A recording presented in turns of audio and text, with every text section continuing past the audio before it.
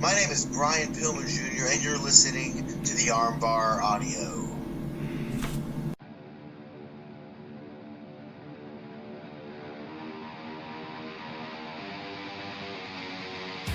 You are now entering Armbar Audio.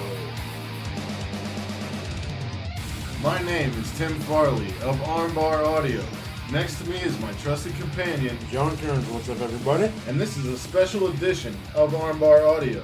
Today, we are joined by none other than the second generation superstar. You may have seen him on MLW Fusion, Warrior Wrestling, or in the Hart Legacy promotion. His name is Flyin, Brian Pillman Jr. Brian, how are you today? I'm great. I'm wonderful. It's just a beautiful Sunday. I'm resting up the body. We're hanging in there. Yeah, you had a hell of a weekend, didn't you? Yeah, went to Calgary, Alberta, Canada, and wrestled in my hometown last night in Covington, Kentucky, the Northern Wrestling Federation. It has been quite a wild ride this weekend, just like every weekend, though. Right? Weekend Warrior. So, I've listened to your interviews with Austin and Jericho, and I've been following you since I've been able to follow you. I know you went to college. What moved you away from that and toward pro wrestling? Well, I finished school, actually, and then I had a job Right.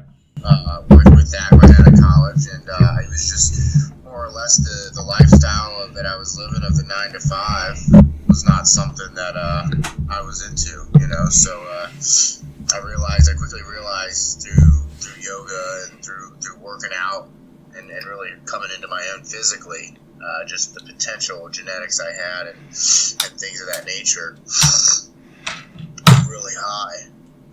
So I was like, what am I doing? I'm wasting away my life at this 9 to 5 job and doing something I absolutely hate doing. So it was one of those things where it was a no-brainer for me to step out there. I've always been sort of an entertainer, sort of somebody that enjoyed the spotlight. So it was really natural, and everybody at my job really supported it.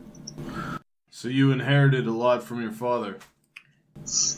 Yeah, for sure. And a lot of guys are like, he's getting booked on his name or this, that, and the other, but it's a lot more than just my last name. It's my body, it's my look, it's my charisma, it's so much of what I'm doing in the ring and physically and learning this new indie style. There's a lot of cool stuff I got going for me right now. So I definitely agree with that. So Yeah, and when we were doing our research, because we do try to research before we do an interview. I saw that you made your MLW debut last August. You've been there. We're just about at the half a year mark, I would say. How has the experience been? And what's it like working for Cord Bauer? How's it been with the Hart Foundation? What's going on there?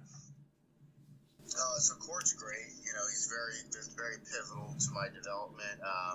The locker room at MLW is fantastic. There's so much luchador influence in there, so I'm constantly working on my Spanish and learning really cool transitions and moves. And wrestling is just so beautiful in the fact that there's unlimited, of those, right? So you might meet one guy from Mexico who knows a few things, and you might meet somebody else that wrestles in a completely different, style and way. So it's really cool to be a part of that high level locker room with guys like Tommy Dreamer and such that can express to you how they got over it and how they don't do as much of the fancy stuff, and they're more about getting over with the people. And it's just there's so many different ways that you can succeed in this business, but you have to find out who you are, and I'm slowly finding out who I am. I think this year I had my first match December 31st, 2017.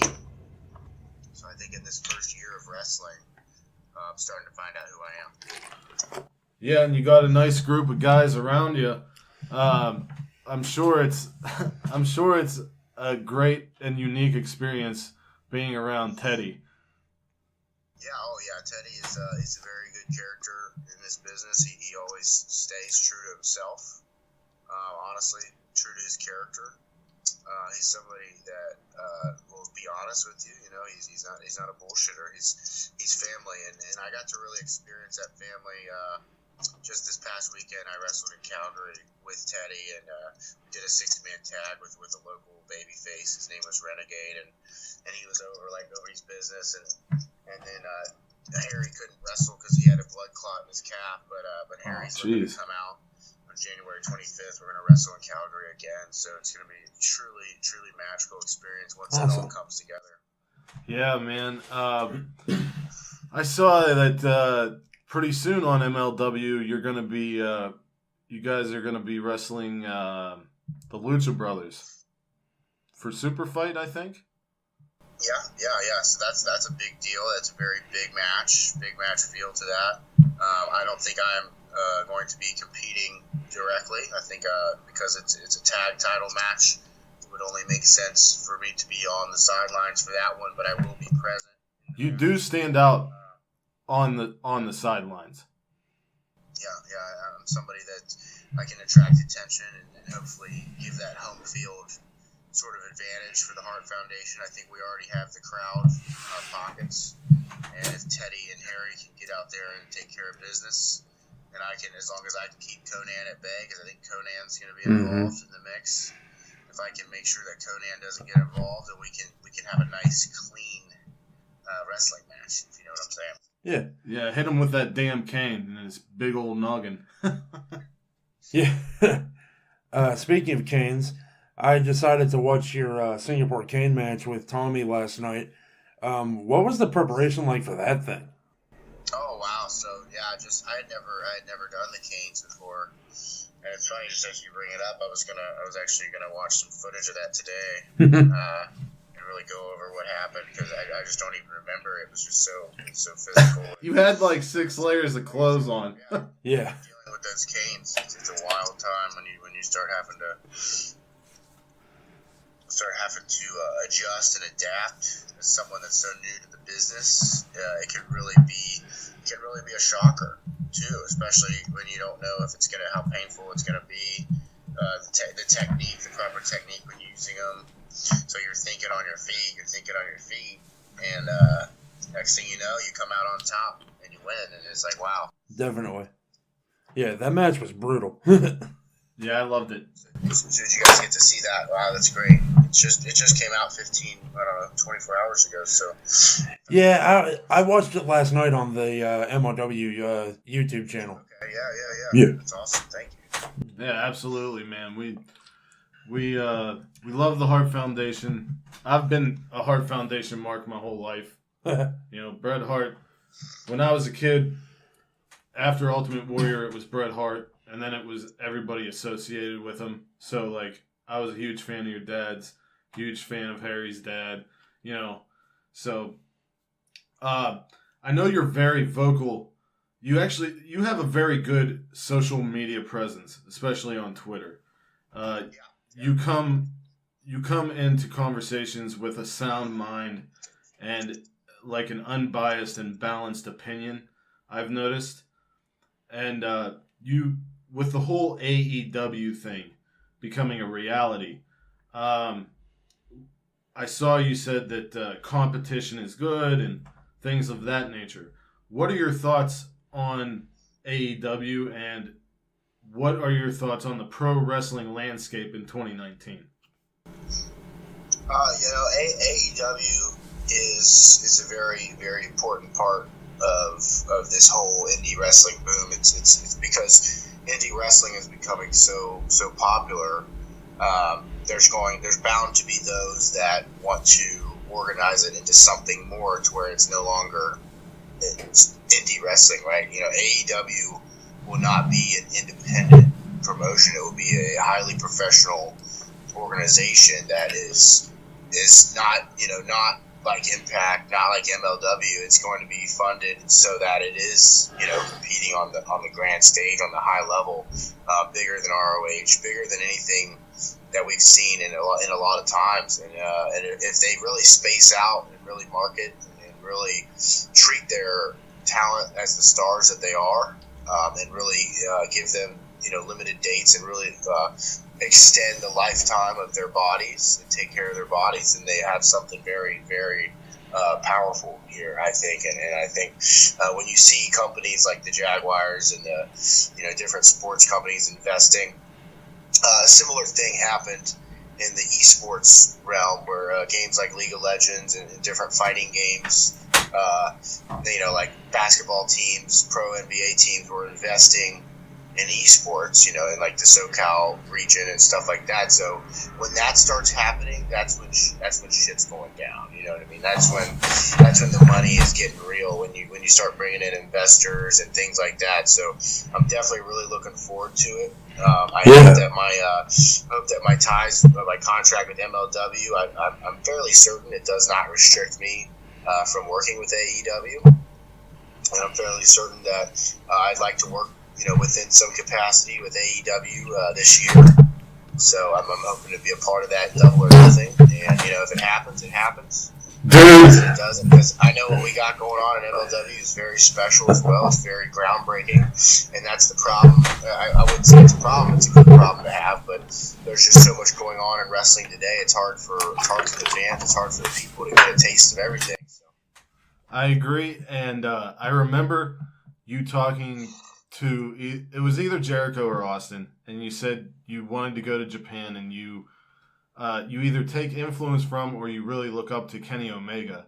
And if you worked for AEW, you may get that chance. Yeah, it's funny. I actually met Kenny in New York at the big event. It's a big convention going on, and I got to talk to Cody, and that's where we discussed, maybe using me in some capacity, and Kenny had a line of 1,000 people lined up to meet him, and he took the time to talk to me and say, I look forward to working with you in the future. So I think even he's looking forward to it as much as I am. It's one of those things where he's such a historian and such an expert of the business, and super smart guy. I'm just now finding out on Reddit that he's valedictorian of his class. He was also known to be funny and charismatic as a class clown too. So it kind of reminds me a little bit of myself. Just always being a step ahead of people as far as wit, but also having enough humility to just be a funny guy and just have fun and really represent a very positive direction for wrestling and everything. So looking forward to working with him.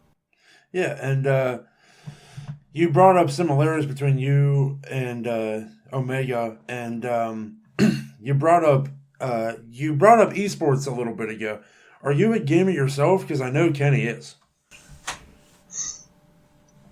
Yeah, so that's another thing. It's just like a lot of the stuff I see in him it's already been who I've been and growing up and stuff. Like I'm not going to sit here and say I'm a huge mark for the guy. I do look at his work and stuff, but I just think as a person, we kind of mirror each other in that. He's a big member of the FGC, the fighting game community. Yeah. The Street Fighter and all that, and I've actually been a tournament competitor in Super Smash Bros. So there's a little. Oh, there you go. There.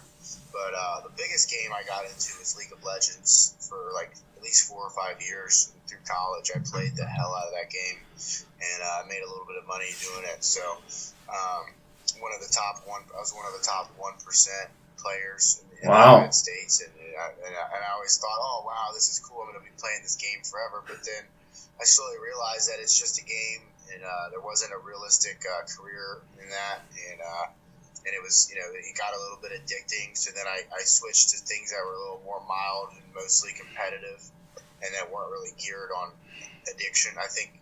Some games like League of Legends, they're competitive, but they're also geared towards getting you addicted to the game too. Mm-hmm.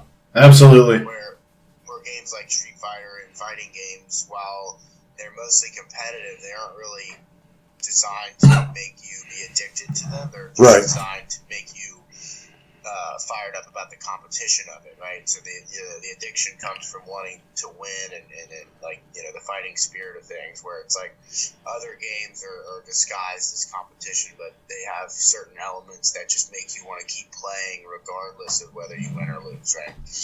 Yeah, I used to play a game, Marvel Contest of Champions on my phone, and I had a similar epiphany like you, where it was like, this game is, if you have so much money, then you could be in the top percentile. So what am I really doing? I'm just kind of wasting time when I could. This pay to win games, yeah.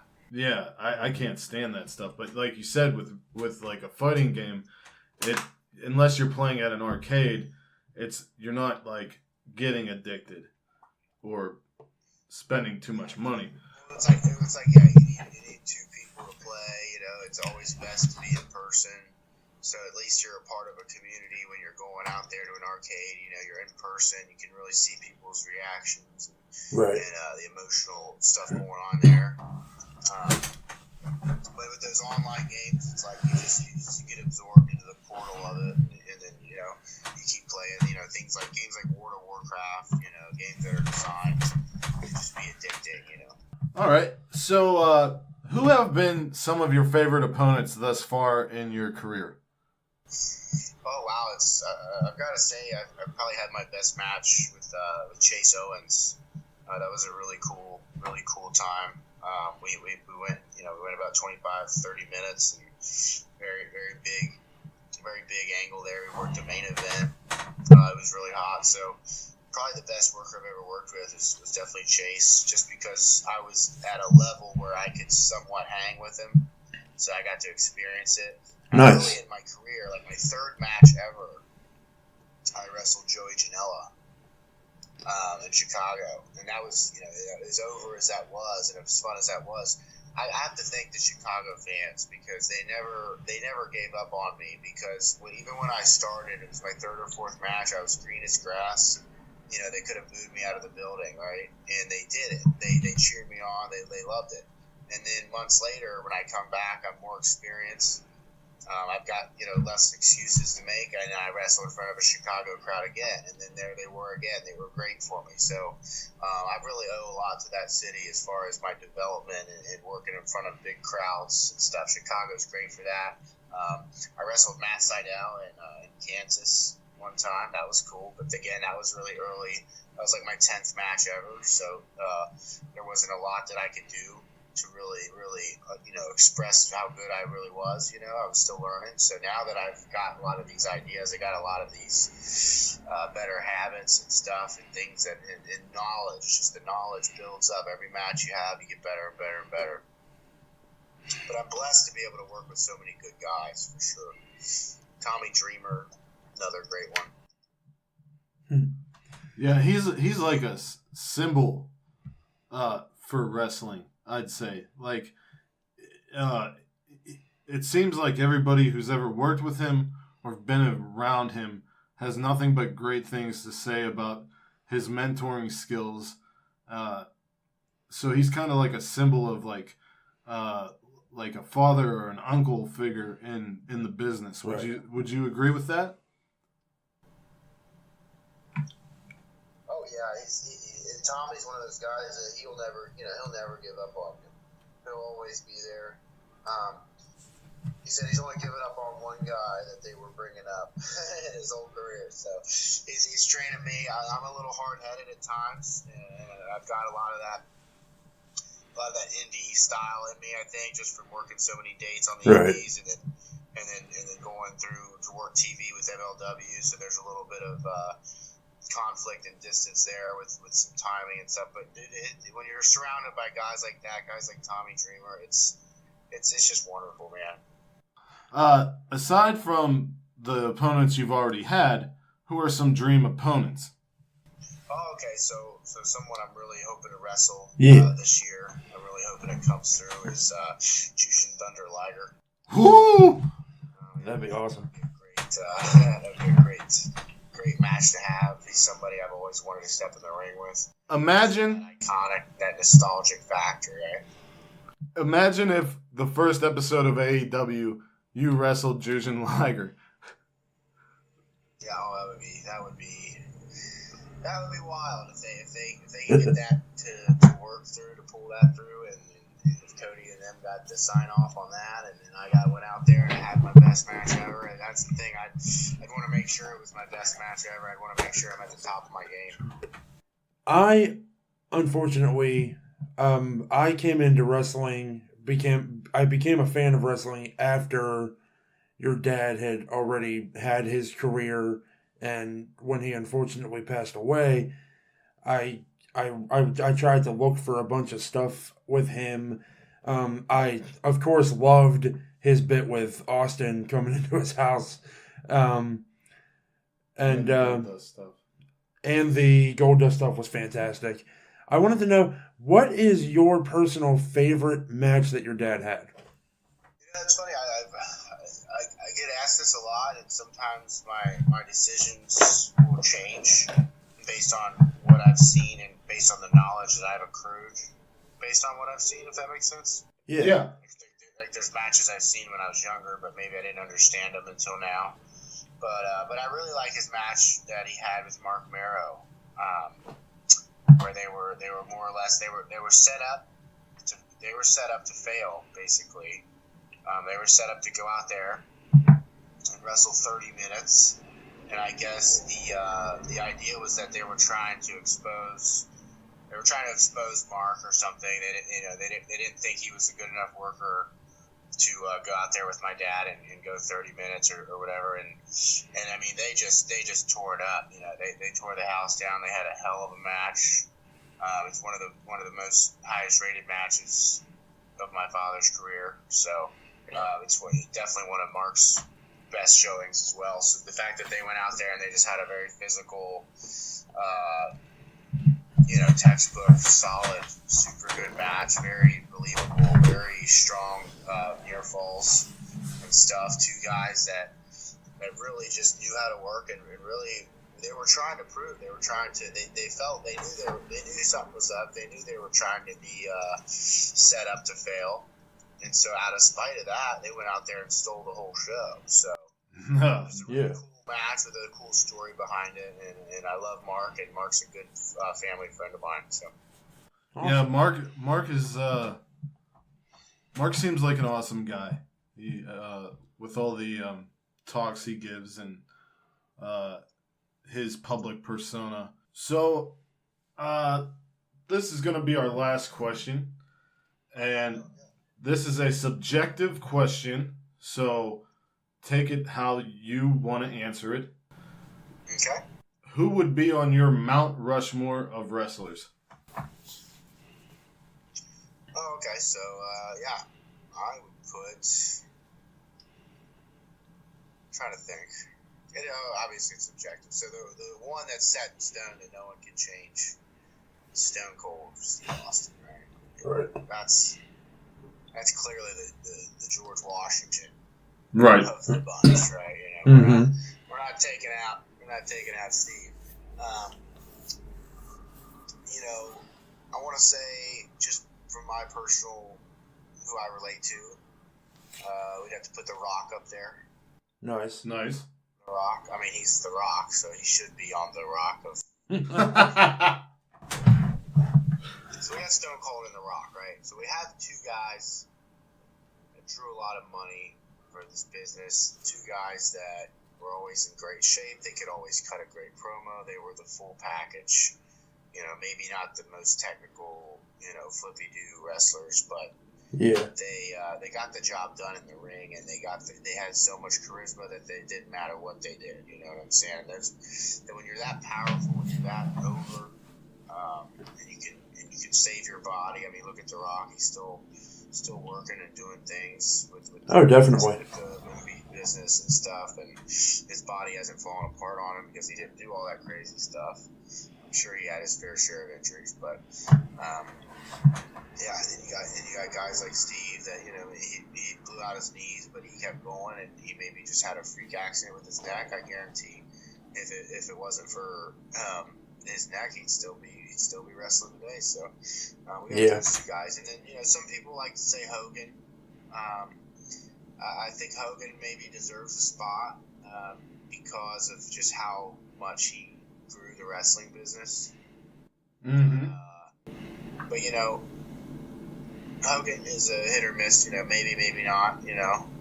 I think Hogan belongs up there, but some people have a sour taste in their mouth about Hogan. But the presidents did a lot of fucked up shit too. So Hogan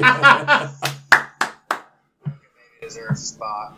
I think when we start getting into people who really had it all and really did everything they could in the ring and everything, I think Shawn Michaels definitely absolutely deserves a spot on the Rushmore, because he's getting to be that age now that he's truly a legend.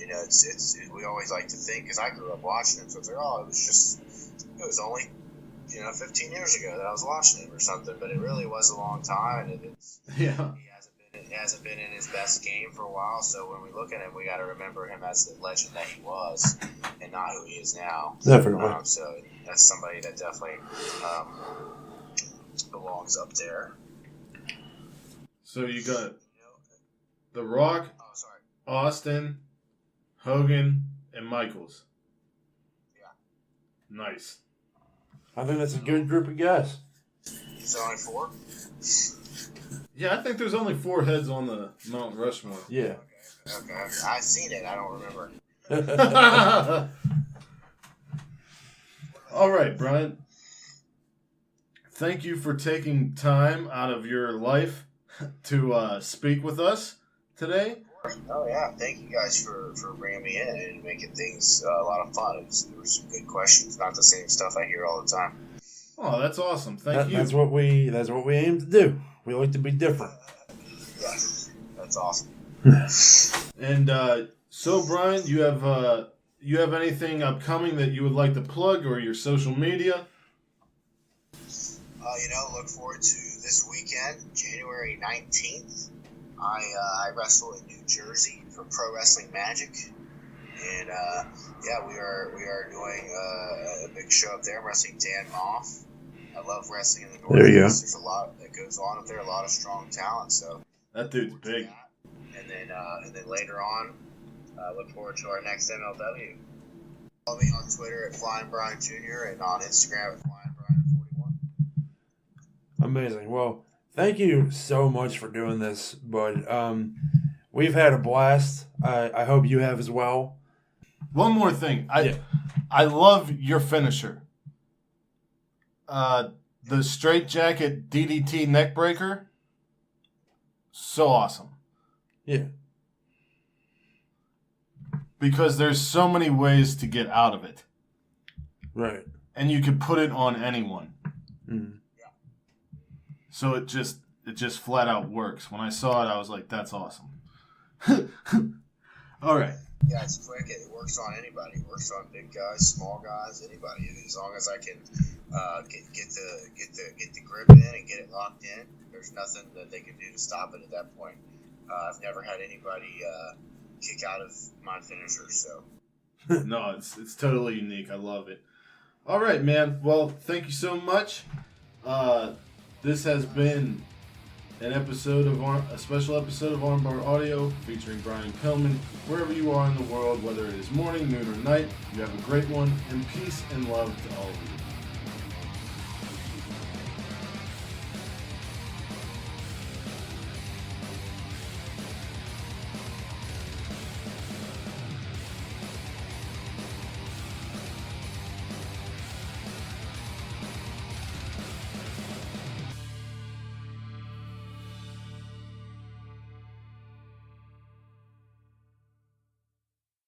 Are you tired of the same old pro wrestling?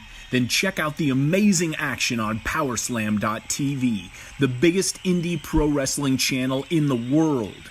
Get over 3,000 hours of the best pro wrestling events from over 100 of the biggest names in the industry from over 15 countries around the globe.